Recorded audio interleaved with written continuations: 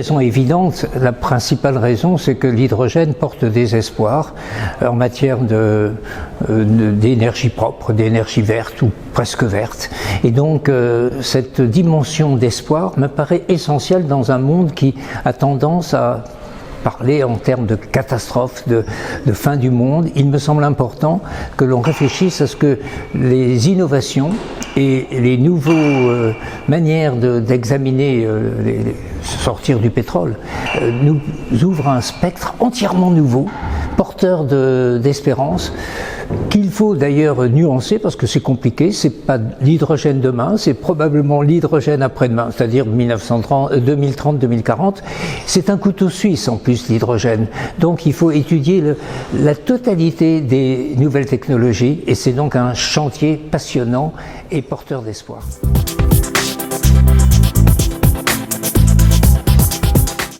Alors ces enjeux, ils doivent d'abord être décentrés parce que dans 20 ans, 30 ans, l'essentiel du développement se fera dans des pays comme la Chine, comme l'Inde, comme l'Afrique, qui représenteront les 4/5 de la population mondiale. Si nous n'arrivons pas à trouver de nouvelles énergies vertes, la catastrophe est assurée. Donc il est essentiel, non pas tellement de réduire l'empreinte carbone pour l'Europe, ou pour la France. La France ne représente que 1% de la totalité des gaz à effet de serre. Mais en revanche, si on trouve le système au niveau mondial de rendre accessible l'énergie aux pays africains qui en ont besoin et qu'en même temps ils ne polluent pas, eh bien on peut éviter la catastrophe. C'est pour ça que toutes les nouvelles innovations, toutes les nouvelles technologies, quand elles sont adaptées à certains pays africains, sont la clé d'une réussite.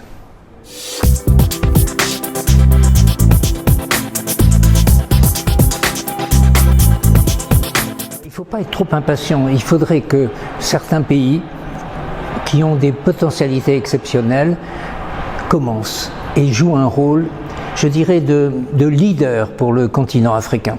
Et d'ailleurs, ça permettrait parfois de produire de l'apaisement. Je prends trois exemples très vite. Le Mali, de l'hydrogène blanc. L'hydrogène blanc, c'est l'hydrogène naturel. Il sort spontanément et c'est une énergie renouvelable. Si jamais on trouve d'autres sources de hydrogène en Afrique, c'est une formidable potentialité. Deuxième exemple, la Mauritanie et le Maroc d'ailleurs.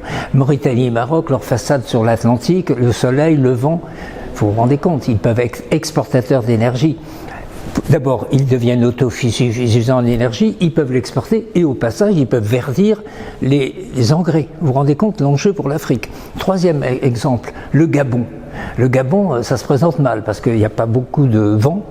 On peut mettre du solaire, bien sûr, sauf que le Gabon, c'est que des forêts. Donc il faut trouver une autre solution. À mon avis, le Gabon, la solution, c'est le bois, les déchets de bois qui produisent de l'hydrogène, mais c'est aussi les petits torrents. Les petits torrents, vous mettez un électrolyseur et vous avez de l'énergie à profusion et vous pouvez rendre la mobilité verte. Donc chaque pays africain doit découvrir son génie de territoire et à partir de là produire des pôles de développement et des connexions entre ces pôles.